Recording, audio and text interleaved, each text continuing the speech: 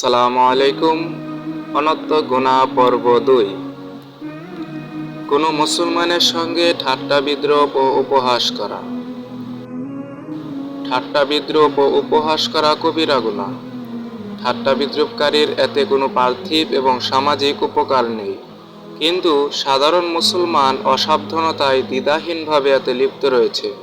কুরআন মাজিদে ইরশাদ হচ্ছে, কেউ যেন কাউকে উপহাস না করে, কেননা সে উপহাসকারী অপেক্ষা শ্রেষ্ঠতর হতে পারে, এবং কোনো নারী অপর নারীকেও যেন উপহাস না করে, কেননা সে উপহাসকারিণী অপেক্ষা উত্তম হতে পারে। উপহাস বিভিন্নভাবে হতে পারে। 1. কারো চলাফেরা, উঠা বসা, হাসা, বলা ইত্যাদি নকল করা বা দেহের উচ্চতা, গঠন, আকার আকৃতির নকল করা। 2. কারো কথায় হাসা।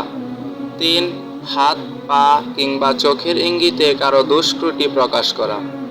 এগুলো এমন গুনাহ যাতে কোনো উপকার নেই এবং স্বাধীনও, যা বর্তমানে মুসলমানদের মধ্যে মহামারীর মতো বিস্তার লাভ করেছে।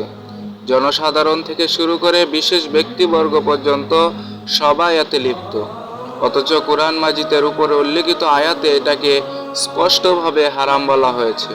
অন্যত্র উল্লেখ আছে, প্রত্যেক বিদ্রূপকারী এবং দোষ অন্বেষণকারীর জন্য ধ্বংস। অন্য আয়াতে আছে, তারা বলবে, হায় আফসোস, এ কেমন আমলনামা, এ যে ছোট বড় কিছুই বাদ দেয়নি, সবই এতে রয়েছে। হযরত আয়েশা সিদ্দিকা রাদিয়াল্লাহু তাআলা আনহা বলেন, একদা আমি এক ব্যক্তির নকল করলে রাসূলুল্লাহ সাল্লাল্লাহু আলাইহি সাল্লাম নিষেধ করে বলেন, যদি আমাকে অনেক ধন সম্পদ দেওয়া হয়, তবু আমি কারো কিছু নকল করব না।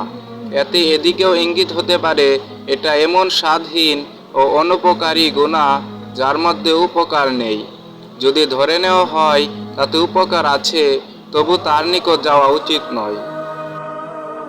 হযরত হাসান রাদিয়াল্লাহু তাআলা আনহু বলেন, রাসূলুল্লাহ সাল্লাল্লাহু আলাইহি সাল্লাম ইরশাদ করেন, যারা অন্য মানুষকে উপহাস করে, পরকালে তাদের জন্য জান্নাতের একটি দরজা খুলে তাকে সেদিকে ডাকা হবে।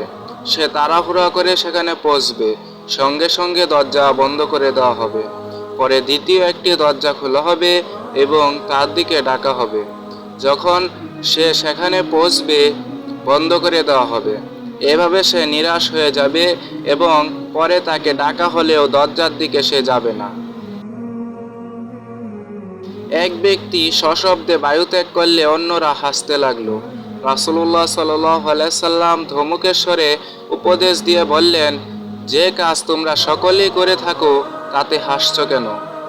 হযরত মুআজ বিন জাবাল রাদিয়াল্লাহু তাআলা আনহু বলেন, রাসূলুল্লাহ সাল্লাল্লাহু আলাইহি সাল্লাম ইরশাদ করেন, যে ব্যক্তি অন্যকে তার কৃত গুনাহের জন্য লজ্জা দেবে, সে ব্যক্তি যে পর্যন্ত ওই গুনাহে লিপ্ত না হবে ততক্ষণ পর্যন্ত তার মৃত্যু হবে না। আহমদ বিন মুনিও রাদিয়াল্লাহু তাআলা আনহু বলেন, এখানে গুনাহের অর্থ সেই গুনাহ যার থেকে তওবা করে ফেলেছে। সতর্কবাণী। কেউ কেউ অজ্ঞতা ও অমনোযোগিতার কারণে উপহাস ও ঠাট্টাকে অর্থাৎ কৌতুকের অন্তর্ভুক্ত মনে করে এতে লিপ্ত হয়ে যায়, অথচ উভয়ের মধ্যে বড় ব্যবধান রয়েছে।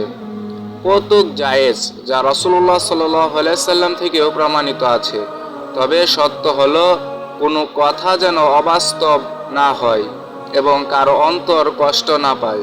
এটা যেন অভ্যাস ও পেশায় পরিণত না হয়, ঘটনাক্রমে যেন হয়।